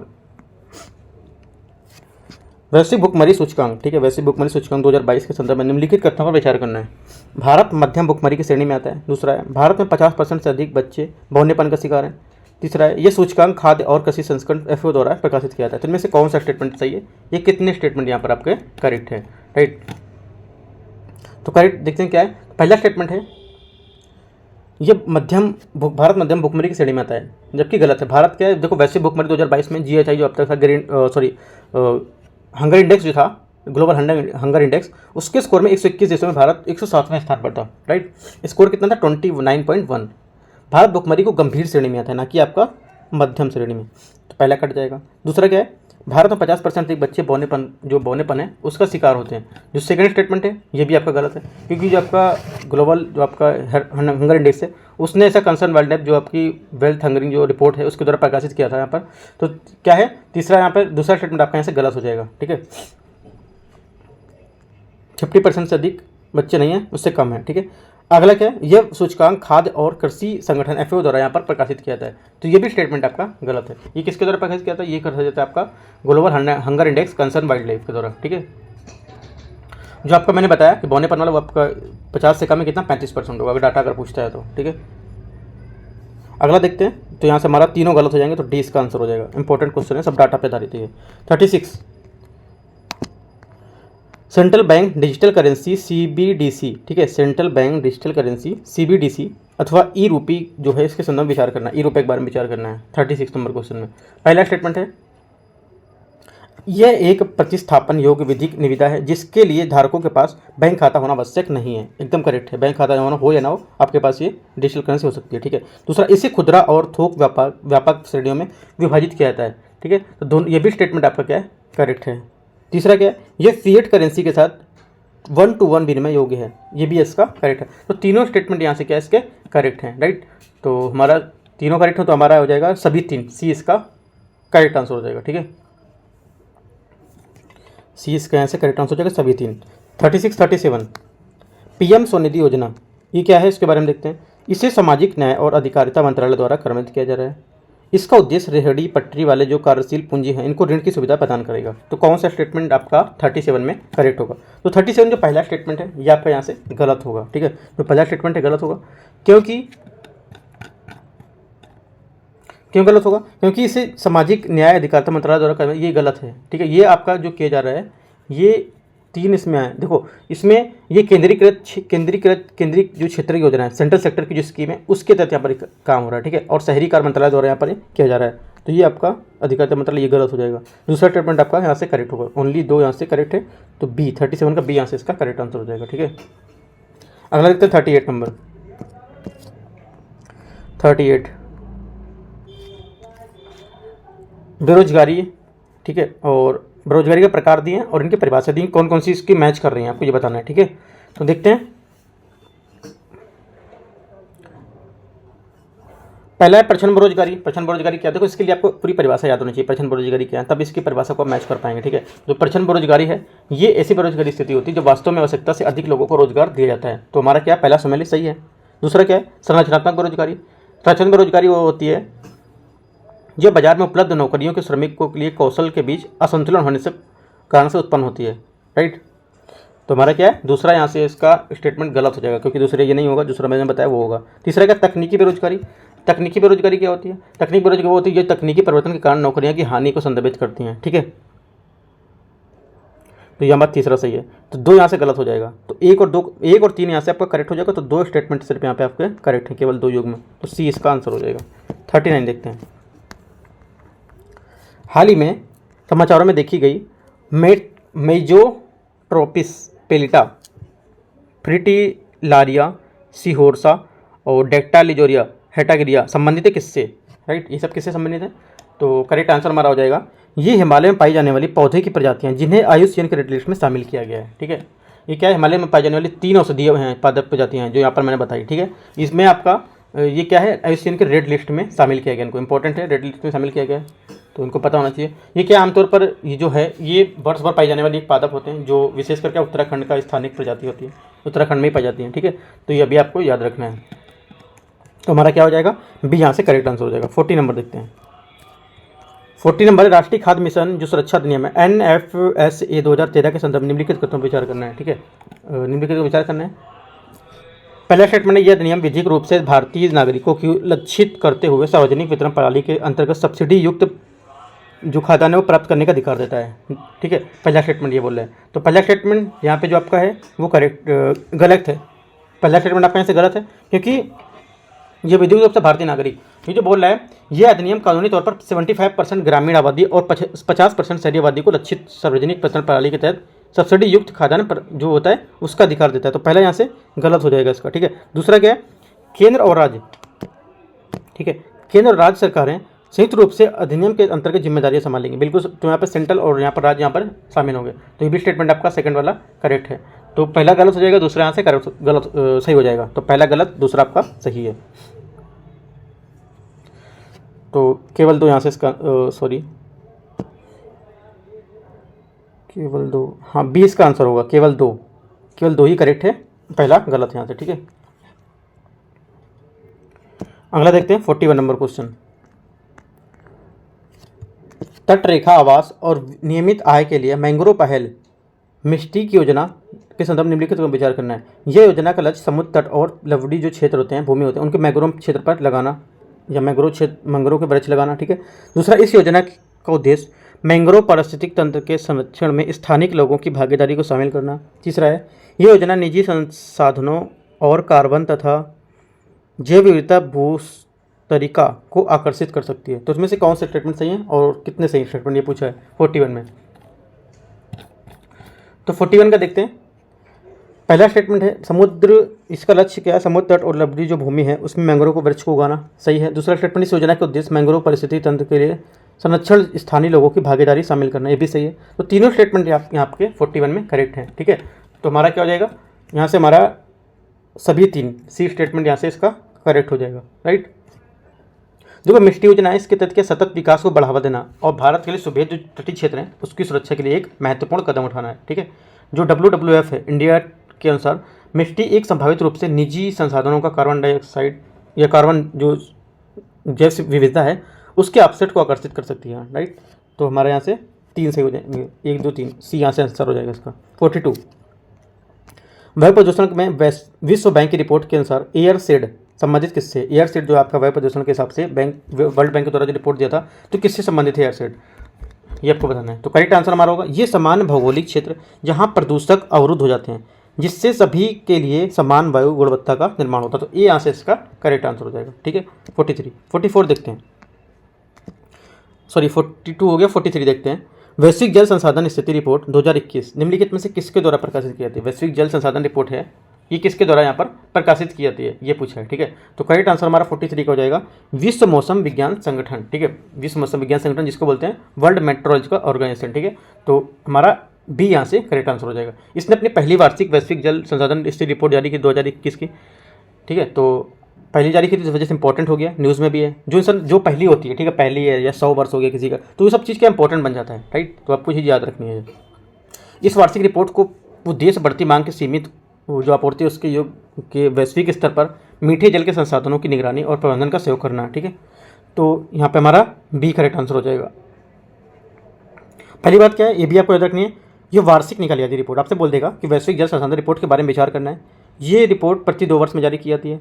ये रिपोर्ट संयुक्त राष्ट्र यूएनईपी मतलब यूनाइटेड नेशन एनवायरमेंट प्रोग्राम के द्वारा जारी किया जाता है। तो ये आपको याद रखना है कि किसके द्वारा जारी की जाती है और ये कितनी वर्षीय रिपोर्ट है। ये हर वर्ष जारी की जाती है। ठीक है, हर वर्ष जारी की जाती है, मतलब आप बोल सकते हैं इसको कि जो ये रिपोर्ट है अनुअली जारी करते हैं। ठीक है, ये क्या है, ये किसके द्वारा जारी हो जाती है, ये आपके विश्व मौसम विज्ञान संगठन के द्वारा। तो ये बातें आपको याद रखनी है, क्वेश्चन घुमा सकता है इस वाले क्वेश्चन को लेकर, क्योंकि इंपॉर्टेंट क्वेश्चन है ये। 43, 44 देखते हैं। 44 क्वेश्चन है, काली मृदा के संदर्भ में निम्नलिखित कथनों पर विचार कीजिए। काली मृदा की वैश्विक स्थिति रिपोर्ट खाद्य और कृषि संगठन द्वारा जारी की जाती है। इस मृदा में कार्बनिक कार्बन स्टॉक जो ह्रास है उसका होता है, कार्बन का स्टॉक ह्रास होता है। ठीक है, तीसरा, इसमें नाइट्रोजन फास्फोरस प्रचुर मात्रा में होता है और किंतु आयरन कैल्शियम और पोटेशियम की कमी होती है। तो इसमें से कौन सा कथन सही है, इसमें बोला है 44 में। ठीक है, तो देखो 44 जो आपका है, जो पहला स्टेटमेंट यहाँ पर है, पहला स्टेटमेंट आपका करेक्ट है। राइट, पहला स्टेटमेंट क्या है, करेक्ट है, क्योंकि काली मृदा पर अपनी वैश्विक पहल रिपोर्ट शुभारंभ के साथ चिन्हित किया गया है। काली मृदा को जलवायु संकट, जैव विविधता हानि और भूमि उपयोग के लिए परिवर्तन के कारण से भी कहीं अधिक संकट की स्थिति देखी गई है। तो पहला सही हो जाएगा। दूसरा स्टेटमेंट, इस मृदा में कार्बन स्टॉक का ह्रास हो रहा है। ठीक है, दूसरा स्टेटमेंट आपका यहाँ से सही हो जाएगा। ये भी बात सही बोल रहा है, क्योंकि देखो जो मृदा के यहाँ पर कई देश हैं उनके लिए क्या फूड बास्केट के रूप में यहाँ पर ये आवश्यक माने जाते हैं। ठीक है, और ये भी क्या है, ये काली मृदा पर जो उचित ध्यान है वो दिया जा रहा है, क्योंकि वैश्विक स्तर पर काली मृदा विश्व स्तर पर कुल मृदा का कार्बनिक जो परसेंटेज है 10% यहाँ पर इसका प्रदान करता है इसका। ठीक है, इस मृदा में कार्बन स्टॉक है उसका ह्रास होता है। करेक्ट है, तीसरा स्टेटमेंट यहाँ से गलत हो जाएगा आपका, ठीक है। तीसरा स्टेटमेंट आपका यहाँ से गलत हो जाएगा, क्योंकि खाली मृदा में लोहा, चूना, कैल्शियम, पोटेशियम, एल्युमिनियम, ठीक है। लोहा, चूना, कैल्शियम, पोटेशियम, ठीक है, एल्युमिनियम, मैग्नीशियम, ये प्रचुर मात्रा में पाए जाते हैं। ये इसका ये गलत हो जाएगा। तो तीसरा गलत होगा, 1 और 2 करेक्ट होगा, तो 2 स्टेटमेंट सिर्फ करेक्ट है। 45 हिमालय याक के निम्नलिखित कथनों पर विचार करना है। इसे FSSAI द्वारा खाद्य पशु घोषित किया गया है। ये तिब्बती पठार की एक स्थानीय प्रजाति है। तो इनमें से कौन सा करेक्ट होगा 45 में? तो 45 में क्या है, दोनों स्टेटमेंट आपके यहाँ से एकदम करेक्ट हैं, ठीक है। क्योंकि जो भारतीय खाद्य आपका जो सुरक्षा मानक प्राधिकरण है FSSAI, उसने हिमालय याक को खाद्य पशु के रूप में यहाँ पर मंजूरी दे दी है, ठीक है। अगला देखते हैं, मीथेन के संदर्भ में निम्नलिखित कथनों पर विचार करना है। मीथेन के बारे में विचार करना है 46 में। देखते हैं मीथेन के बारे में क्या है। पहला है, ये सबसे जटिल हाइड्रोकार्बन है, ठीक है। ये गलत है, क्योंकि मीथेन सबसे सरल हाइड्रोकार्बन है, जटिल नहीं है, तो पहला गलत हो जाएगा। इसे सामान्य स्रोत में तेल और प्राकृतिक गैस प्रणालियाँ, ये भी सही है। वैश्विक तापन क्षमता दृष्टि से ये कार्बन डाइऑक्साइड से अधिक प्रभावशाली है। तो दूसरा और तीसरा स्टेटमेंट यहाँ से आपका करेक्ट है। तो बी, दूसरा तीसरा करेक्ट है, तो आपका डी यहाँ से आंसर हो जाएगा। 46 का डी, दूसरा तीसरा, पहला गलत है। 47 निम्नलिखित में से कौन सा कुल प्रजनन दर का सबसे सटीक वर्णन करता है? कुल प्रजनन दर का सबसे सटीक वर्णन करता है कौन करता है? तो करेक्ट आंसर आपका 47 का हो जाएगा। यहाँ से 47 का यहाँ से आपका ए स्टेटमेंट करेक्ट हो जाएगा। प्रत्येक महिला द्वारा उसके प्रजनन वर्षों के दौरान पैदा हुए बच्चों की कुल संख्या, ये किसका वर्णन करता है? कुल प्रजनन दर का, ठीक है, वर्णन करता है। अगला देखते हैं 48 नंबर क्वेश्चन को। 48 क्वेश्चन है, निम्नलिखित विवरणों पर विचार करना है। Globally important agriculture heritage system, ये पूरे आपको दिए। उसके बाद पूछा है कि कितने खाद्य एवं कृषि संगठन के पहल हैं। ये कितने जो हैं कृषि खाद्य संगठन के पहल, इनमें से चारों में से कौन, ठीक है। तो 48 में देखो हमारी क्या है, ये सभी चारों हैं, कौन कौन? ग्लोबली इंपॉर्टेंट जो आपका एग्रीकल्चर हेरिटेज सिस्टम है, कोडेक्स आपका जो आपका है एलिमेट्रिक्स कमीशन, ठीक है। और तीसरा है खाद्य और कृषि के लिए वनस्पति अनुवांशिक संसाधन, और एक देश एक प्राथमिकता उत्पाद। ये सभी चार यहाँ से इसके करेक्ट आंसर हो जाएंगे, डी इसका आंसर हो जाएगा। 49 भारत की देशांतरी और अक्षांशीय सीमा लगभग 30 डिग्री है, पहला स्टेटमेंट है। दूसरा, भारतीय समय जो आपका स्टैंडर्ड टाइम जोन है उसके लिए 82 डिग्री और 30 मिनट, ठीक है, वेस्ट देशांतर को मानक या मोतर रेखा के रूप में चयनित किया गया। तो कौन सा स्टेटमेंट आपका सही है 49 में? ये आपसे पूछा है, ठीक है। जो 49 का हमारा करेक्ट आंसर होगा ओनली एक होगा। दूसरा स्टेटमेंट यहाँ से आपका गलत हो जाएगा, ठीक है। दूसरा स्टेटमेंट हमारे यहाँ से क्यों गलत है? क्योंकि जो दूसरा स्टेटमेंट है इसे 82 डिग्री 30 मिनट, ठीक है, 82 डिग्री 30 मिनट ईस्ट होगा, ना कि आपका वेस्ट होगा, ठीक है। तो ये दूसरा यहाँ से गलत हो जाएगा। मुझे भी इसको लग रहा था कि ईस्ट वेस्ट या तो 82 डिग्री, इसमें से गलत होगा। आपको देखो पॉइंट पकड़ लेना कि कहाँ से क्वेश्चन गलत कर सकता है। ये चीज़ क्वेश्चन इतना सॉल्व कर लो ये पता चल जाएगा क्वेश्चन कहाँ पे गलत फ्रेम कर रहा है वो, ठीक है। तो हमारा केवल एक करेक्ट होगा, तो ए इसका करेक्ट आंसर हो जाएगा 49। 50 नंबर देखते हैं। 50 नंबर क्वेश्चन है, निम्नलिखित कथनों पर विचार कीजिए। प्रायद्वीपीय भारत का निर्माण मूलतः प्राचीन जो आपकी पट्टीताश है और ग्रेनाइट से हुआ है। दूसरा है, उत्तर पूर्व में मेघालय का पठार और पश्चिम में राजस्थान प्रायद्वीपीय खंड की ही विस्तार है। तो कौन सा स्टेटमेंट इसमें से सही होंगे? तो 50 का हमारा करेक्ट आंसर क्या हो जाएगा? 50 का आपका करेक्ट आंसर हो जाएगा। यहाँ से दोनों बातें क्या है एकदम करेक्ट बोल रहा है, ठीक है। 50 में दोनों बातें आपकी करेक्ट बोल रहा है, तो हमारा सी स्टेटमेंट यहाँ से करेक्ट आंसर हो जाएगा। 51 नंबर, हिमालय यव, ठीक है, हिमालय यव के संदर्भ में निम्नलिखित कथनों पर विचार करना है। ये हिमालय क्षेत्र का स्थानिक पर्णपाती वृक्ष है। इसकी खेती मुख्य रूप से इसके फल के लिए की जाती है। इसका उपयोग पारंपरिक हिमालयी व्यंजन में किया जाता है। तीसरा है, पेड़ की छाल टॉक्सोल एक स्रोत है जो संभावित कैंसर रोधी वाला गुणों के लिए यौगिक होता है, ठीक है। ये एक तेजी से बढ़ने वाला पेड़ है जो आमतौर पर इसका उपयोग हिमालय की गिरपात जो पुनर्वनीकरण है उसके लिए किया जाता है। तो इनमें से कौन सा स्टेटमेंट आपका करेक्ट होगा 51 में, ठीक है। तो 51 में जो हमारा आंसर होगा ए यहाँ से करेक्ट आंसर होगा। ए में कौन कौन सी बातें आएंगी इसको देख लेते हैं। 51 में केवल ए करेक्ट है, ठीक है। 51 में केवल एक स्टेटमेंट पहला आपका करेक्ट है, बाकी सब स्टेटमेंट आपके गलत हैं। ये हिमालय क्षेत्र का स्थानिक पर्णपाती वृक्ष है, ठीक है। अगला देखते हैं 52 नंबर क्वेश्चन। 52 है संभावित संसाधन, ठीक है। संभावित संसाधन निम्नलिखित में से किस स्थिति को सर्वोत्तम वर्णन करता है? जो संभावित संसाधन है किस स्थिति को सर्वोत्तम वर्णन करता है? तो करेक्ट आंसर आपका 52 का हो जाएगा यहाँ से बी। वे संसाधन जो किसी क्षेत्र में पाए जाते हैं लेकिन उनका उपयोग नहीं किया गया है। तो ये स्टेटमेंट आपका सही वर्णन कर रहा है इसका। 53 पर्यावरण संरक्षण और सांस्कृतिक विरासत, ठीक है, इस संदर्भ में निम्नलिखित कथनों पर विचार करना है। जैव विविधता और संरक्षण के लिए सरकारी एजेंसी द्वारा संरक्षित आरक्षित क्षेत्र।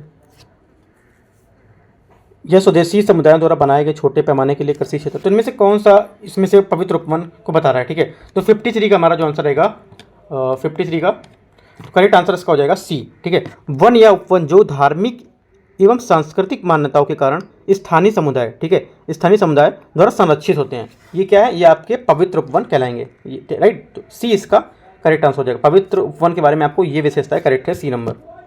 अगली क्या है 54 है, और देखते हैं 54 क्वेश्चन, ये लास्ट क्वेश्चन है, बाकी उसके बाद जो 55 होगा वो मैं सेकंड पार्ट में करा दूंगा 55 से 100। कर्तन एवं दहन कृषि के संदर्भ में निम्नलिखित कथन विचार कीजिए। इसे वन एवं एक हिस्से के साफ करना या वनस्पति का दहन, फिर पोषक तत्वों को भरपूर रख रखाव के फसलें लगाना शामिल होता है। दूसरा है भारत में यह प्रथा देश के उत्तर पूर्वी क्षेत्र की सीमित है। तो इसमें से कौन सा स्टेटमेंट करेक्ट है। तो 54 में हमारा जो पहला स्टेटमेंट रहेगा, पहला स्टेटमेंट आपका ए, जो पहला स्टेटमेंट एक है ये आपका करेक्ट है, ठीक है, पहला स्टेटमेंट आपका करेक्ट है। जो दूसरा स्टेटमेंट आपका यहाँ से गलत है, क्योंकि भारत में खेती के इस आदिम रूप को मध्य प्रदेश के दहिया या आंध्र प्रदेश के पेंडा या झारखंड में कुरुवा, ये सब नाम से भी इसको जानते हैं, और उत्तर पूर्वी में इसे झूमिंग भी कहते हैं। इसलिए केवल उत्तर पूर्वी में नहीं सीमित है, ठीक है, अतिरिक्त हिस्सों में भी सीमित है ये, ठीक है। तो दूसरा गलत हो जाएगा, केवल एक यहाँ से इसका करेक्ट आंसर हो जाएगा ये, ठीक है। तो यहाँ से क्या है, मैंने टेस्ट 3, ठीक है, टेस्ट 3 का और पार्ट 1 में डिस्कस कर लिया हूँ 54 नंबर क्वेश्चन तक। अब डिस्कस करेंगे जो 55 नंबर क्वेश्चन रहेगा, वहाँ से हम इसको डिस्कस कर लेंगे, ठीक है। तो 55 से डिस्कस कर लेंगे पार्ट 2 में, तो देखते रहिए। और जो टेलीग्राम चैनल है वहाँ पे इसका अपडेट मिलता रहेगा कि क्या कौन सा कब पेपर आएगा, तो वहाँ पे भी इसको ज्वाइन कर लीजिए, राइट। आंसर राइटिंग चल रहा है, वहाँ पे देख सकते हैं, और विजन आइज का भी टेस्ट मैं प्रीलिम्स का चला रहा हूँ, तो वहाँ भी आप जाके देख सकते हैं, ठीक है। इसको कोई डाउट रहता है आप नीचे कमेंट में पूछ सकते हैं। All the best, thank you.